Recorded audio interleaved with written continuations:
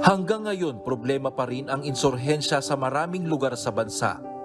Marami sa mga Pilipino ang patuloy na apektado ang pamumuhay dahil sa tuloy-tuloy pa rin na labanan ng puwersa ng pamahalaan at ng mga makakaliwang grupo. Sana magkaroon na ng kapayapaan. Yung ganun po, yung matigil yung ganung matigil yung kanilang mga pinaglalaban na nadadama yung mga sibilyan. Disadvantage siya kumpara sa ibang barangay na malapit talaga sa highway, no? At saka itong barangay na to, meron din tong history ng NPA na nag-infiltrate dito at ngayong taon nagkaroon tayo ng isang encuentro dito sa barangay nito.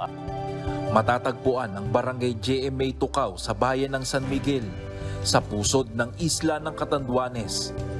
Halos 7 kilometro lamang ang layo nito sa labasan. Subalit dahil sa lubak-lubak at mahirap na daan ng kalsada, bihira lamang na marating ito ng serbisyo ng gobyerno. Wala pong health center dito. Yun ang problema dito sa amin, lalo na pagkagulan, may mga bagyo, may mga guhong lupa, may mga na-aksidente, kawawa kami, lalo yung may mga buntis, mga anak, ang hirap, binabangka pa. Yung mga parents or hindi maka-provide, like for example for transportation, kasi nga wala din silang pera, kaya kailangan silang mapuntahan, which is yun lang yung heartbreaking, lalo kung bata, kasi parang ang hirap isang magulang na medyo hindi maibigay ng sapat na para sa mga anak nila.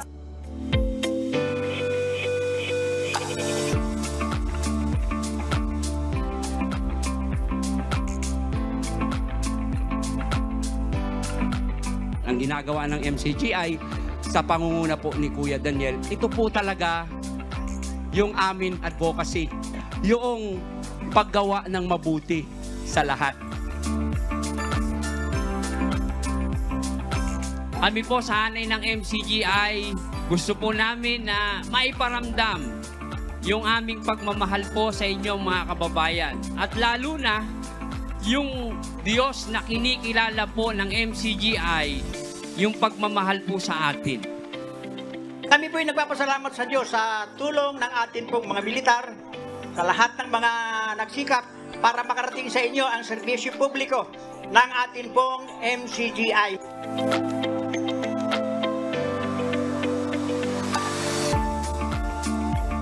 Lubos naman ang pasasalamat ng mga naging benepisyaryo ng aktibidad. Salamat na malaki sa inyo, sa inyong lahat. Dahil nabiyayaan kami ng ganito. Matanda na yung iba dito, ngayon lang talaga nagkaroon ng ganito dito sa amin na tulong. Salamat sa inyo, MCGI. Maraming naghihintay ng ganyan na tulong, tapos ngayon dumating kayo, kaya sobrang tuwa-tuwa namin.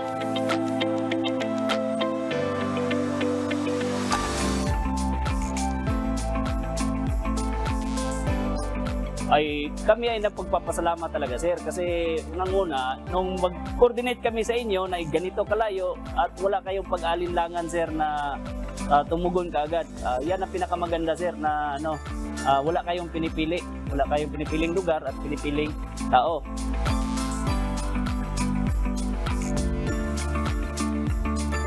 Naniniwala ang mga residente dito sa barangay GMA Tukaw na hindi lamang kasiyahan ang naidulot sa kanila ng kauna-unahang medical mission na hatid ng MCGI, kundi pag-asa na darating ang isang araw na dahil sa mabubuting gawa na ito ay makakamit nila ang tunay na kapayapaan.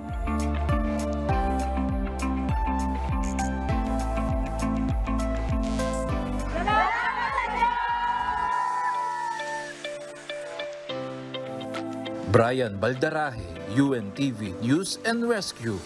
Diyos ang aming sandigan, serbisyo publiko ang aming pinahahalagahan.